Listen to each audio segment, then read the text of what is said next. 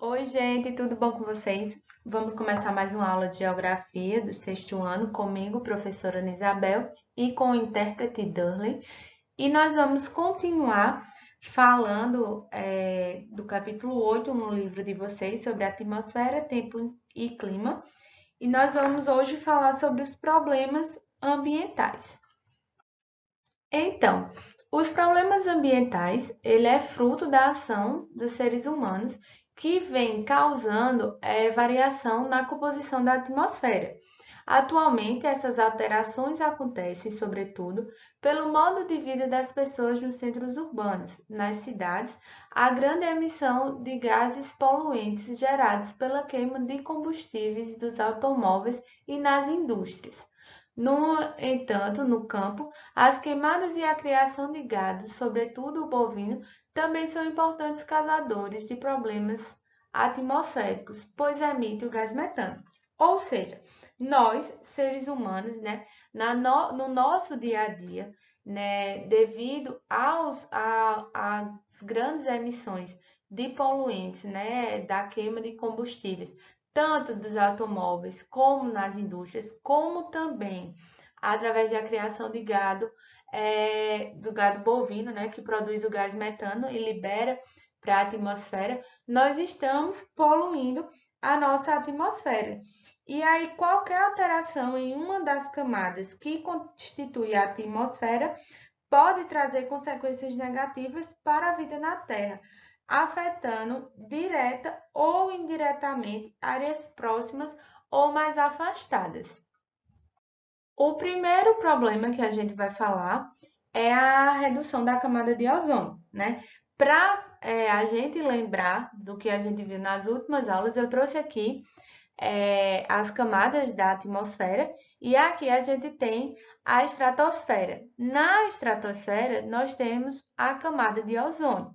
Aqui, ó, como vocês podem ver, eu vou até circular para que vocês vejam aonde está a camada de ozônio. Quando a gente também estudou o efeito estufa, né? Eu não vou voltar a falar sobre o efeito estufa agora, mas eu quero que vocês vejam que aqui, ó, a radiação solar, ela é absorvida por essa camada, né? Pelo ozônio que a gente tem aqui na nossa estratosfera. Esse gás ozônio que está na estratosfera, ele é responsável por filtrar a radiação solar, né? Os raios ultravioletas que são emitidos pelo Sol e que são nocivos a nós, seres vivos, né? Tanto nós, seres humanos, como aos demais seres vivos no geral. E aí, o que foi que se observou? Que lá na Antártida, né, no Polo Sul, há uma redução dessa camada. Eu vou passar para vocês verem no próximo slide como foi essa redução da camada de ozônio. Então, a gente vê aqui nessas imagens, né, a mudança na camada de ozônio sobre a Antártida de 1979 em 2016. E a gente vê a evolução da destruição da camada de ozônio, né, nessas áreas que estão mais em azul escuro, né? Em 1979, a gente vê que a concentração de ozônio era mais ou menos de 1,1 milhão de quilômetros quadrados. E em 2006, essa redução ela vai para 28,6 milhões de quilômetros quadrados. E em 2011, 21 milhões. E em 2016, aproximadamente 23 milhões.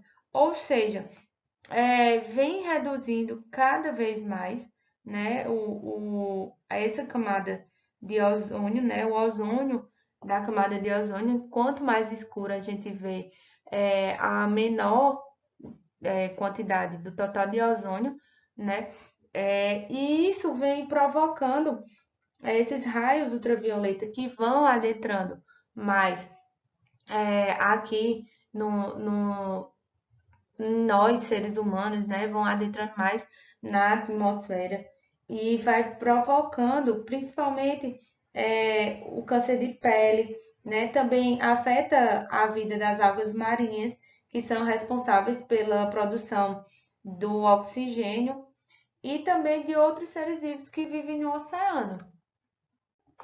E o principal gás que destrui, né, a camada de ozônio é o clorofluorcarboneto, que ele é usado nas latas de aerosol, né, esses desodorantes, os inseticidas e também em alguns aparelhos de ar-condicionado, de geladeira, na fabricação de isopor. E esse gás, ele não tem problema quando ele está aqui próximo ao solo, né? Ele, quando sobe para as camadas mais superiores da atmosfera, ele se decompõe e aí se mistura com outros gases e forma uma substância que aos poucos vai destruindo a camada de ozônio. Então, para tentar solucionar o problema desse gás, né, do clorofluorcarboneto, que é CFC, os governos de mais de 60 países, entre eles o Brasil, assinaram em 1987 um acordo ratificado, confirmado em 1990, com o objetivo de eliminar gradativamente a utilização de gás freon nos aerosóis e em outros produtos de consumo. E aí, essa medida ela trouxe vários resultados positivos, que aí, devido a essa medida, nos últimos anos, os cientistas da NASA eles vêm notando que esse buraco na camada de ozônio ele vem diminuindo graças também a essa medida, né? Essa adoção dessa medida da redução dos clorofluorcarbonetos. E aí há uma expectativa que até 2060 esse buraco na camada de ozônio ele diminua consideravelmente se continuar mantendo essa redução.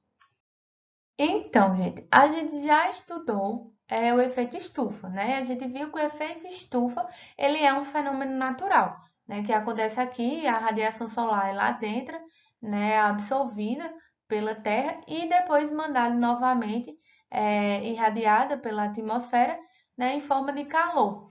E aí, o que é que está acontecendo? Qual é um novo problema, entre aspas?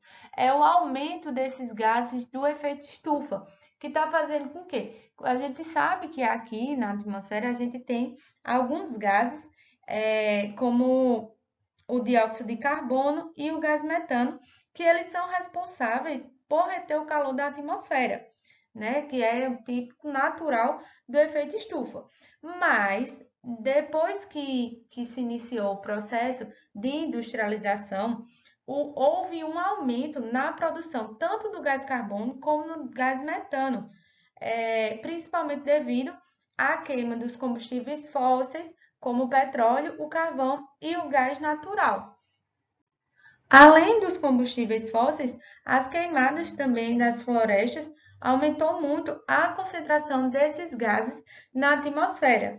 E aí o que é que acontece? O gás atmosférico, ele esse calor, né, que ele vai ser irradiado pela atmosfera, ele não consegue irradiar, ele vai bater aqui, ó, e vai voltar, certo? Vai bater e vai voltar. E o que é que acontece? Esse calor ele vai se concentrar, né, na Terra e vai aumentar a temperatura da Terra, contribuindo assim para o chamado aquecimento global. E assim vai aumentar a temperatura média, já está aumentando, na verdade, a temperatura média do planeta, que vem provocando dias mais quentes, secas mais longas em algumas regiões e inundações em outras regiões, né? Aqui eu trouxe para vocês uma imagem do efeito estufa intensificado. Aqui a gente tem o dióxido de carbono liberado pela aeronave. Aí a gente tem a evaporação dos oceanos. Aqui a gente tem a criação de gado bovino, que também vai liberar a grande quantidade de metano. A gente tem aqui as queimadas tem as fábricas que também vai liberar dióxido de carbono, a queima de combustíveis dos carros, e isso tudo, né, vai ser lançado aqui na atmosfera e, como eu disse, esse calor vai ficar concentrando, aumentando assim a temperatura, contribuindo para o aquecimento global.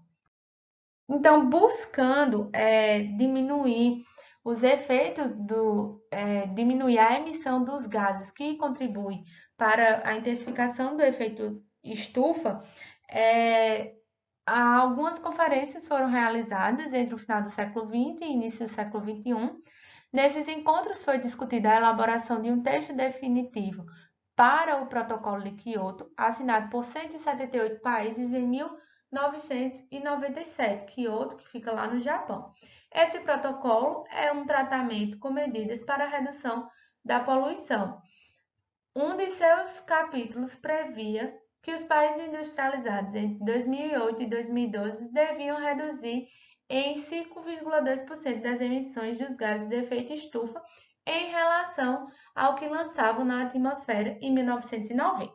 E aí esse protocolo de Kyoto, ele foi ampliado, foi prorrogado até 2020 por alguns países, outros assinaram, depois saíram. E ainda também tem a questão do crédito de carbono, que um país pode comprar do outro. Eu não vou adentrar muito nessa questão, para que vocês também possam estar pesquisando, porque também tem outros temas para continuar na aula. Mas vocês deem uma pesquisadinha sobre esse protocolo de Kyoto, como é que está hoje em dia, tá? Se aprofundem nessa temática. Outro fenômeno causado, né, pela alteração do ser humano na atmosfera é a chuva ácida. Algumas águas das chuvas contêm naturalmente certo grau de acidez. Entretanto, o lançamento de poluentes na atmosfera e a sua interação com a luz solar e o vapor de água leva à formação dos ácidos sulfúrico e nítrico. Isso aumenta a acidez da chuva, pois esses ácidos são absorvidos pelas gotas de água, precipitam-se sobre o solo. Esse fenômeno é chamado de chuvas ácidas. A maior parte dos gases poluentes elas são emitidas nos centros urbanos, né? E o vento transporta essas nuvens de poluição para longe. E aí as chuvas ácidas, elas não necessariamente acontecem onde elas se formam, né? Elas podem acontecer, elas geralmente acontecem afetando a região, a vegetação nativa, né? E também nas áreas agrícolas. Então a gente tem aqui, ó, o trióxido de enxofre, o dióxido de nitrogênio, né? Eles vão se misturar com a água e isso vai resultar no ácido sulfúrico e ácido nítrico, né? E quando cair, vai prejudicar principalmente as florestas, áreas agrícolas, né? Também podem acontecer de cair em locais urbanos e aí vai provocar a corrosão de construções, de veículos, né? Vai poluir os rios, os lagos, vai poluir as florestas. Então, tudo isso eu quero que vocês percebam que todos esses problemas são problemas ocasionados pela ação dos seres humanos, tá? E aí também outros problemas ambientais, eles estão diretamente relacionados com as áreas urbanas, certo?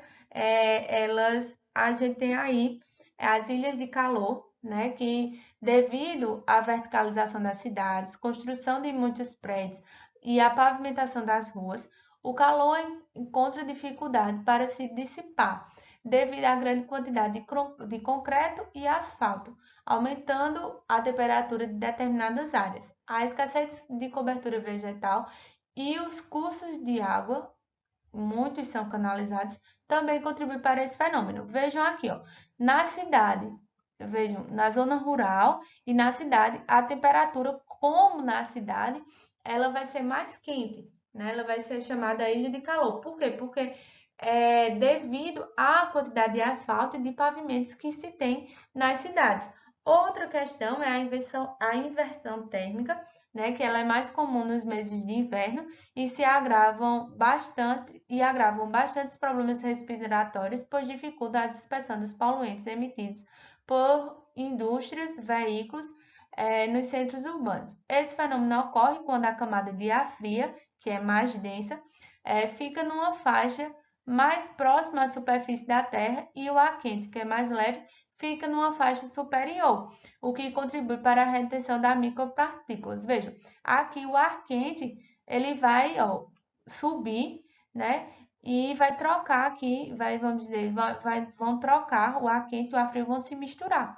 Já quando a gente tem a inversão térmica, esse ar quente ele vai ficar aqui no meio e o ar frio ele vai ficar nessa parte mais próxima à cidade, certo? Também tem outro problema das enchentes que vocês vão estar pesquisando mais para frente. Eu agora preciso terminar, senão a aula vai ficar muito comprida e a gente vai se ver nas próximas aulas, tá? Então, tchauzinho. Qualquer dúvida, vocês podem estar pesquisando e procurando o professor de vocês. Até a próxima aula.